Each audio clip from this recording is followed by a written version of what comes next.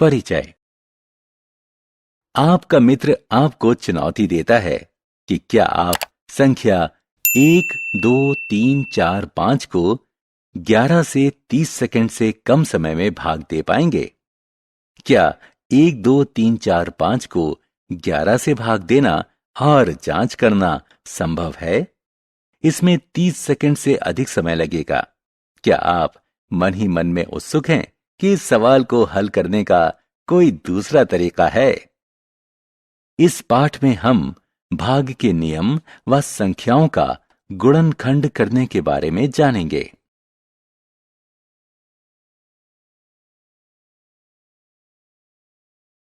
उद्देश्य। इस पाठ के अंत में आप निम्न करने में सक्षम हो जाएंगे: 2, 3, 5, 10 और 11 से विभाज्यता की जांच करने के नियम समझना, अभाज्य संख्याओं को परिभाषित करना, भाज्य संख्याओं को परिभाषित करना, अभाज्य गुणनखंड समझना। 2 से विभाज्यता। अनुज जानता है कि जिस संख्या के अंत में 2, 4, 6, 8 या 0 होता है तो वो संख्याएं सम संख्याएं होती हैं। उसने रैंडम आधार पर कुछ ऐसी संख्याएं लीं जिनके अंत में 2, 4, 6, 8 या 0 है और उन्हें 2 से भाग दिया। उसने देखा कि सभी में शेषफल 0 बचता है। अब उसने कुछ ऐसी संख्याएं लीं जिनके अंत में 2, 4, 6, 8 या 0 नहीं है और उन्हें 2 से भाग दिया। उसने देखा कि ऐसी सभी संख्याओं में 0 के अतिरिक्त कोई संख्या है, इसलिए उसने निष्कर्ष निकाला कि 2 से वही संख्याएं विभाज्य हैं जिन संख्याओं में इकाई के स्थान पर 2, 4, 6, 8 या 0 है।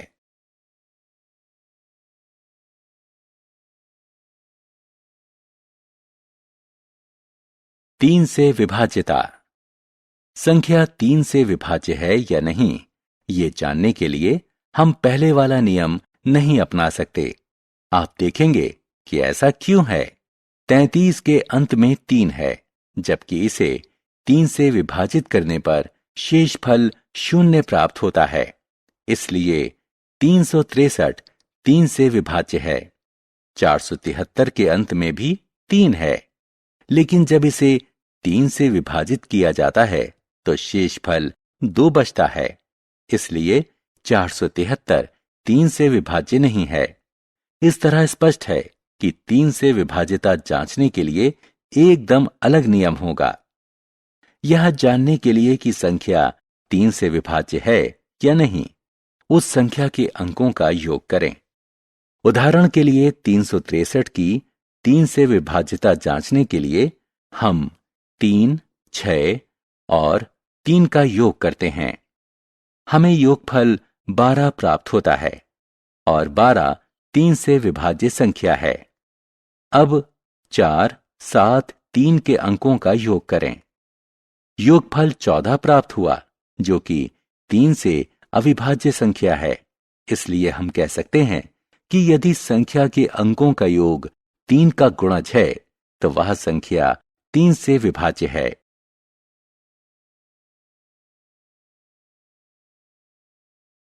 पांच और 10 से विभाज्यता। अनुज को किसी संख्या की 5 से विभाज्यता की जांच करना बहुत आसान लगता है।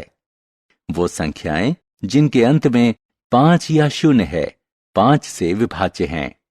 कोई भी वह संख्या जिसके अंत में 0 है वह 10 का गुणज है, इसलिए वह 10 से विभाज्य है।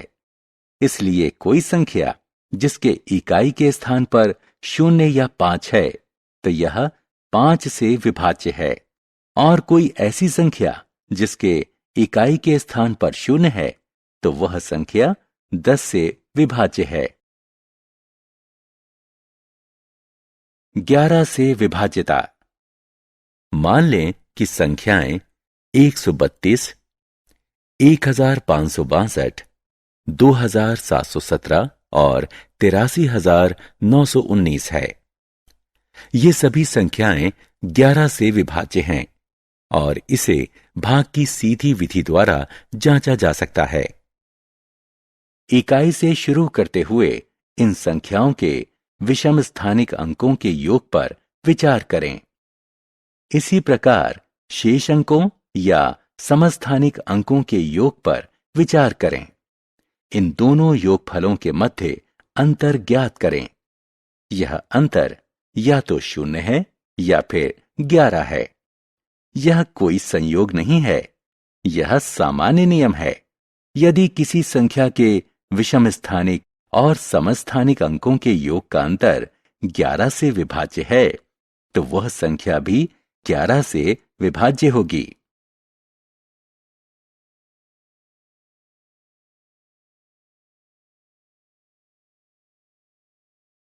अभाज्य संख्याएं और भाज्य संख्याएं। संख्या 1 को देखें। इसका केवल एक गुणनखंड है, स्वयं 1। एक विशिष्ट संख्या है। संख्याओं 2, 3, 5, 7 इत्यादि को देखें। वास्तव में इन संख्याओं के दो गुणनखंड हैं, 1 और संख्या स्वयं।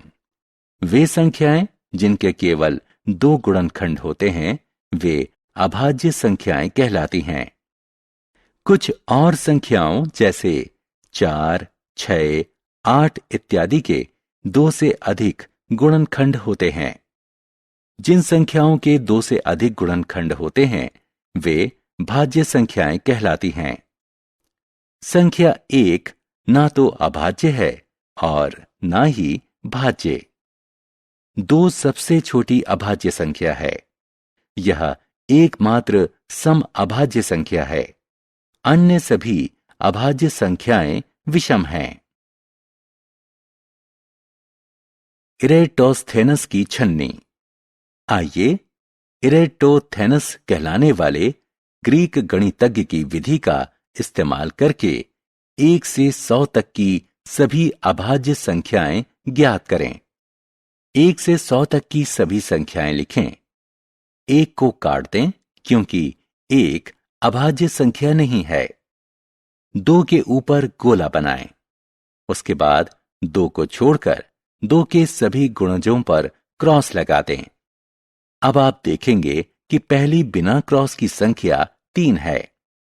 3 के ऊपर गोला बनाएं और 3 को छोड़कर इसके सभी गुणजों को क्रॉस करें। अगली बिना क्रॉस वाली संख्या 5 है। 5 के ऊपर गोला बनाएं और 5 को छोड़कर 5 के सभी गुणजों पर क्रॉस लगाएं। अगली बिना क्रॉस वाली संख्या 7 है। 7 के ऊपर गोला बनाएं और 7 को छोड़कर 7 के सभी गुणजों पर क्रॉस लगाएं। इस तरह सभी बिना क्रॉस वाली संख्याएं अभाज्य संख्याएं होंगी। 1 को छोड़कर अन्य सभी क्रॉस वाली संख्याएं भाज्य संख्याएं होंगी।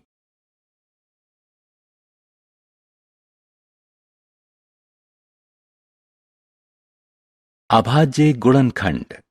जब हम किसी संख्या को इसके गुणनखंडों के गुणनफल के रूप में व्यक्त करते हैं, तो हम कहते हैं कि संख्या का गुणनखंड किया गया है। इस तरह जब हम 24 को 3 गुणे 8 लिखते हैं, तो हम कहेंगे कि संख्या का गुणनखंड किया गया है। गुणनखंड 8 का आगे 2 गुणे 2 गुणे 2 के रूप में गुणनखंड किया जा सकता है। हम 24 को 2 गुणे 12 के रूप में भी लिख सकते हैं। इसमें गुणनखंड 12 का आगे 2 गुणे 2 गुणे 3 के रूप में गुणनखंड किया जा सकता है। इस तरह 24 को 2 गुणे 2 गुणे 2 गुणे 3 के रूप में लिखा जा सकता है। 24 को एक और विधि से 4 गुणे 6 के रूप में भी लिखा जा सकता है। गुणनखंड 4 का आगे 2 गुणे 2 के रूप में गुणनखंड किया जा सकता है। गुणनखंड 6 का आगे 2 गुणे 3 के रूप में गुणनखंड किया जा सकता है। इस विधि से भी 24 को 2 गुणे 2 गुणे 2 गुणे 3 के रूप में लिखा जा सकता है। इस तरह 24 का गुणनखंड करने पर हमें अंततः 2 गुणे 2 गुणे 2 गुणे 3 ही प्राप्त होता है।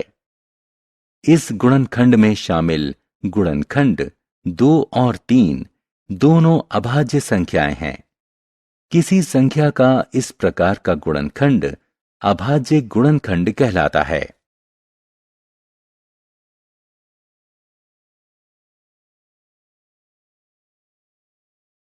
सारांश। आइए हमने जो कुछ सीखा है उसे संक्षेप में दोहराएं।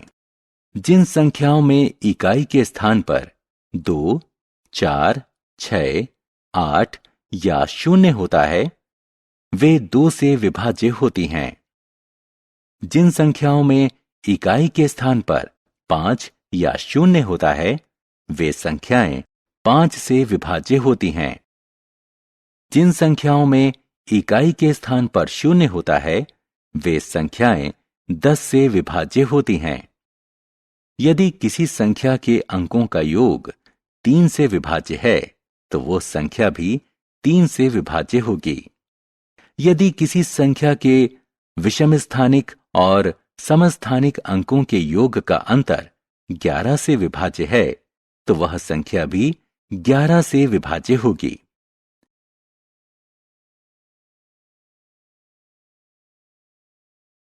दो गुणनखंडों वाली संख्याएं अभाज्य संख्याएं कहलाती हैं। 2 से अधिक गुणनखंडों वाली संख्याएं भाज्य संख्याएं कहलाती हैं। एक विशिष्ट संख्या है। यह ना तो अभाज्य है और ना ही भाज्य।